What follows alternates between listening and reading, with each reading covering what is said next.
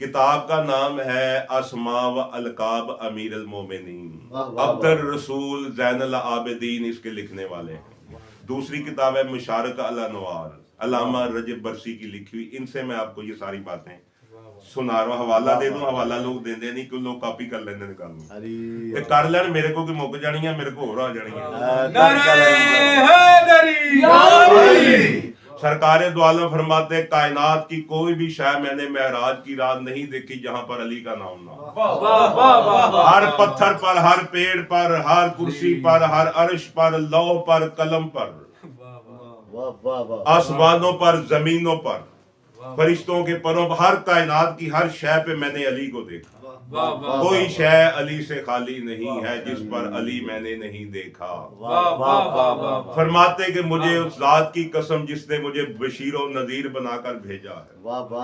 कायनात की कोई शय, अर्श, कुर्सी, लौह कलम, जमीनों, आसमान, समंदर, पहाड़, दरिया, चांद, सूरज, सितारे, कोई शय कायम ना रहती अगर इन पर अली वली अल्लाह ना लिखा। सूरज रोशनी दे रहा है तो अली वली अल्लाह। अच्छा जी, सूरज की दो सिमतें हैं फरमाते हैं। एक सिमत ऐसे ही आसमान की तरफ है, एक सिमत जमीन की तरफ है।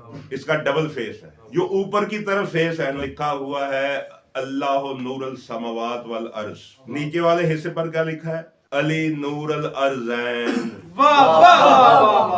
अली जमीनों का नूर है, अल्लाह आसमानों का नूर है, अली जमीनों का नूर है।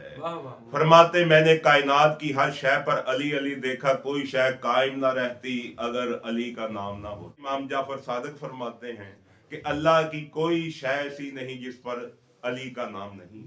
अल्लाह ने अर्श को खलक किया तो अर्श ठहरता नहीं था, अली लिखा गया तो अर्श को करार आ गया।